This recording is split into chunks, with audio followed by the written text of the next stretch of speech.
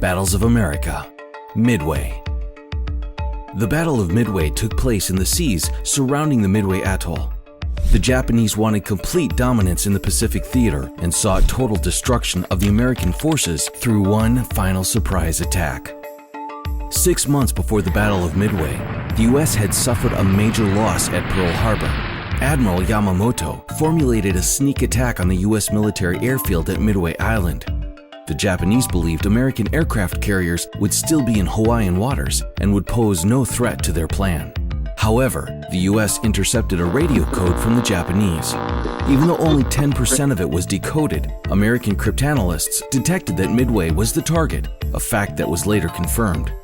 The aircraft carriers Enterprise and Hornet were sent to Midway, while the aircraft carrier Yorktown had been badly damaged in the Battle of the Coral Sea.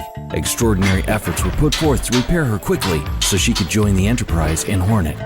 The presence of the 3 American aircraft carriers was unknown to the Japanese.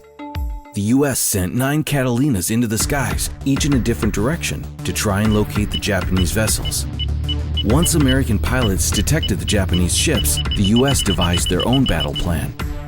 On Midway, American fighter planes met the first wave of Japanese Zero fighters. The Japanese broke through and destroyed nearly all of the U.S. fighter planes. The Japanese fighters were able to do damage to Midway Airfield, but were not able to destroy it. After the initial attack, the Japanese planes returned to their carrier to refuel. Still unaware of the American carriers in the area, the Japanese planes were being refitted with standard bombs in preparation for their second land attack at Midway. This gave the U.S. the opportunity to go on the offensive.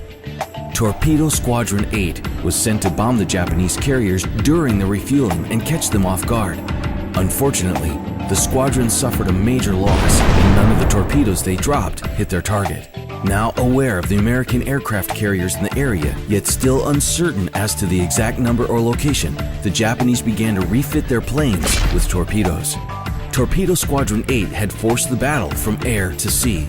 As the Japanese aircraft were being refitted aboard their ships, bombing Squadron 3 and 6 headed directly for the Japanese carriers and broke through their resistance, successfully destroying 3 of the 4 Japanese carriers. The Japanese planes sitting on the flight decks and in the hangars aided in the destruction of the Japanese carriers as their own planes and bombs exploded during the attack. The Japanese were able to launch only a few remaining fighter planes. Those pilots followed the Americans, which led them to the location of the carrier Yorktown. Japanese fighters engaged the Yorktown and finally destroyed it. The Americans retaliated by sinking the last of the 4 Japanese aircraft carriers. Admiral Yamamoto's plan was an abysmal failure and put a halt to all Japanese military expansion.